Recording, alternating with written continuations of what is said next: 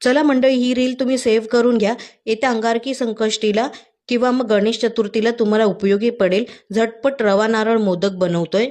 त्यासाठी कढईमध्ये 2 टेबलस्पून इतकं तूप घातले. तूप चांगलं तापलं की यामध्ये 2 वाट्या बारीक रवा घालायचा आहे.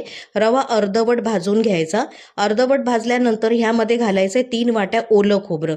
ओलं खोबरं पण भाजून घ्यायचं रव्याबरोबर, रवा गुलाबी होईपर्यंत. म्हणजे खोबऱ्यात जे पाणी असेल ते थोडं सुकूनही जाईल. आता हे छान परतून घेतल्यानंतर साईडला काढून ठेवूया.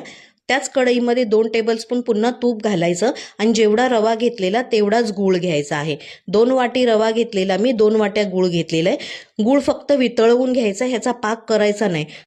गूळ वितळलं की लगेच यामध्ये भाजून घेतलेलं मिश्रण आपण ह्यामध्ये घालणार आहोत आणि हे सगळं चांगलं एकजीव करून घ्यायचं. सगळं एकजीव झाल्यानंतर यामध्ये वेलची पावडर घालायची, आवडीप्रमाणे ड्रायफ्रुट्स घालायचे आहेत. साहित्याचं प्रमाण मी डिस्क्रिप्शनमध्ये देईन.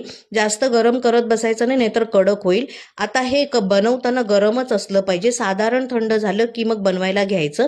पाणी घ्यायचं हाताला लावायला, साच्याला थोडंसं तूप आणि पाणी लावायचं.